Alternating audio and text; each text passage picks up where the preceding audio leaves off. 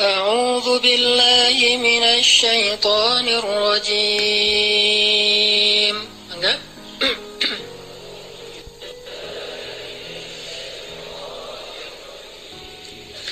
بسم الله الرحمن الرحيم.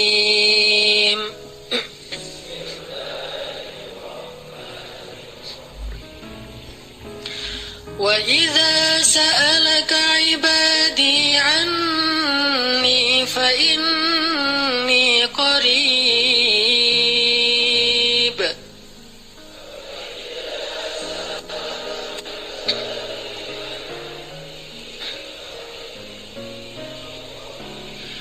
أجيب دعوة الداع إذا دعان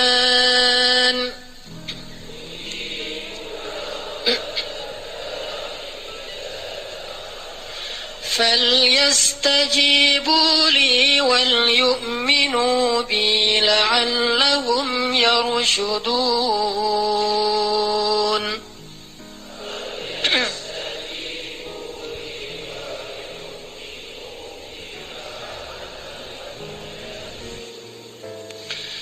Dan apabila hamba-hambaku bertanya kepadamu tentang aku, maka jawablah bahwasanya aku dekat. Aku mengabulkan permohonan orang-orang yang berdoa kepadaku apabila dia memohon kepadaku.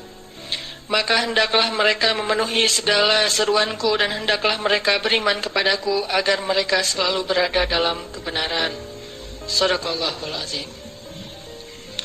Teman-teman yang dirahmati Allah Subhanahu wa taala, ayat ini adalah ayat, kalau kita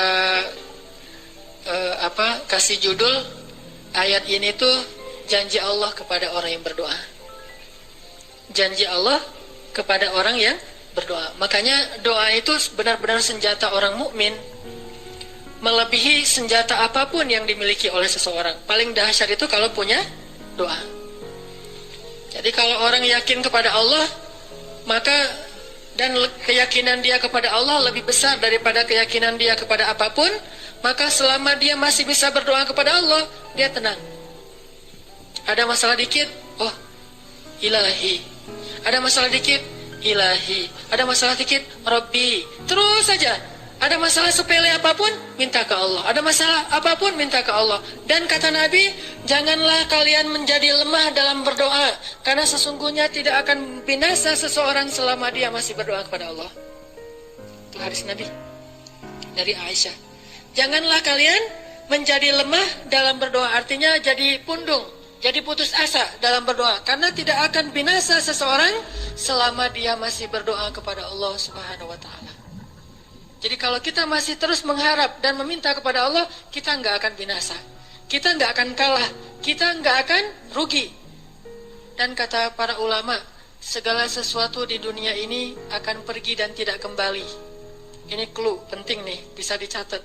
Segala sesuatu di dunia ini akan pergi dan tidak akan kembali kecuali doa. Dia pergi dan dia pasti akan kembali.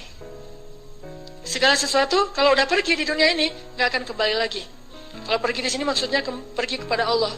Tapi kalau doa pergi ke Allah, dia pasti akan balik lagi kepada yang meminta. Satu-satunya yang pergi ke Allah dan kembali di dunia ini hanyalah doa. Makanya ayat ini kalau kita kasih judul adalah janji Allah kepada hambanya yang berdoa. Allah berjanji, apa kata Allah? Inni qaribun. Aku itu dekat. Maksudnya gak mungkin aku gak dengar doa kalian. Begitu kita berdoa, kita pikir Allah dengar nggak ya? Jangan-jangan kok doa saya belum diijabah, kayaknya Allah nggak dengar yang kemarin, saya harus keraskan lagi suara saya. Nggak, ini qarib, arti ini qarib, aku itu dengar banget apa yang kamu ucapkan. Nggak usah diucapkan, di dalam hati aja Allah udah dengar. Siapa yang pernah berdoa di dalam hati terus langsung Allah ijabah? Rasulullah. Coba teman-teman buka awal juz kedua. Ayat surat Al-Baqarah ayat 144. Itu gara-gara Nabi ada harapan di dalam hati tapi nggak berani ngomong gitu ke Allah, cuma dipendam di dalam hati doang. Tapi langsung diijabah oleh Allah. Ayat surat Al-Baqarah ayat 144. Allah berfirman, قد نرى تقلب وجهك في السماء فلنولينك قبلة ترضاها فول وجهك شطر المسجد الحرام وحيث ما كنتم فولوا وجوهكم شطره وإن الذين أوتوا الكتاب ليعلمون أنه الحق من ربهم وما الله بغافل عما يعملون. Jadi ceritanya orang Yahudi suka menghina kaum muslimin gara-gara orang Islam kalau sholat waktu itu masih menghadap ke Al-Aqsa, Palestina. Jadi kata orang Yahudi itu, lihat orang Islam mah fake, suka niru.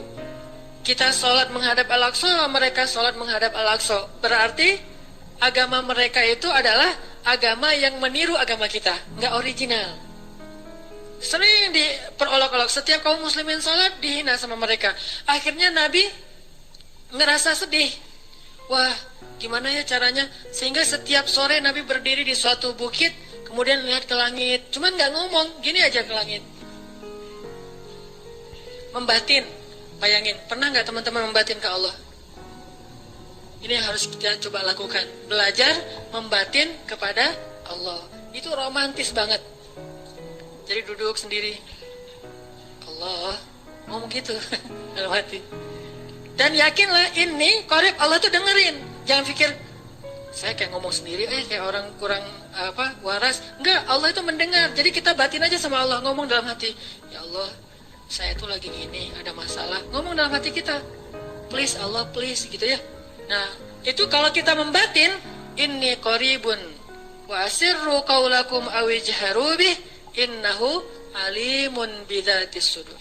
Jadi Nabi nggak enak mau ngomong, ya Allah tolong dong pindahin kiblat dari Masjidil Aqsa ke Masjidil Haram. Soalnya daripada dikata-katain melulu sama orang Yahudi, mau ngomong kayak gitu tuh nggak enak sama Allah. Malu Rasul ke Allah.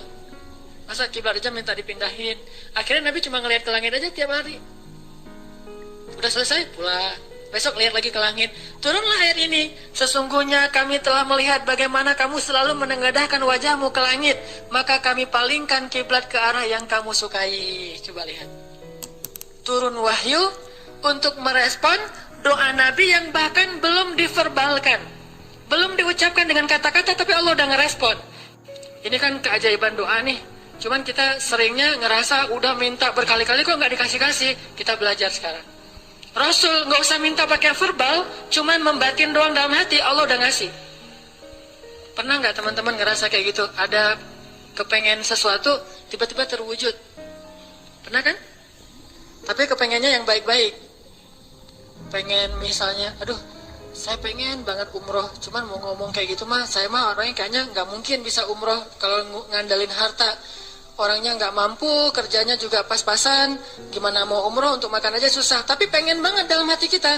Dan itu rindunya tuh rindu banget. Setiap kali ngelihat video atau tayangan di TV tentang umroh dan haji, menitikkan air mata. Saking kangennya ke Baitullah. Allah tahu itu dalam hati kita. Tiba-tiba ada jalan.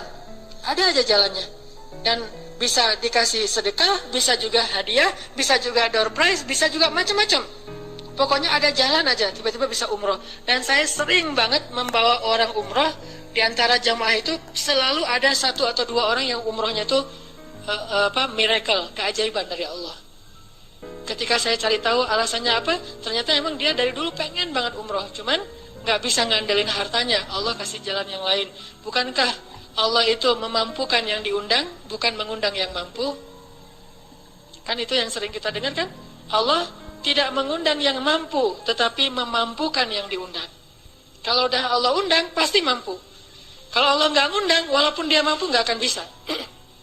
Jadi Allah bukan mengundang yang mampu, tetapi memampukan yang diundang. Sehingga kita kalau hati kita kayaknya pantas diundang, Allah undang tuh. Begitu juga dalam urusan rezeki. aduh saya pengen kerjaan yang kerjaannya itu lebih halal, lebih nyaman, bisa sholat berjamaah tepat waktu, ada waktu juga buat keluarga, bisa juga berdakwah ke teman-teman. Akhirnya membatin kita itu karena kuat banget, Allah wujudkan. Ini artinya Allah qaribun, Allah maha dekat. Sehingga kalau kita pengen doa kita itu powerful, belajar dari as-siqah billah. Tips pertama adalah as-siqah billah. Percaya deh sama Allah. Percaya sama Allah. Jangan berdoa dengan lagu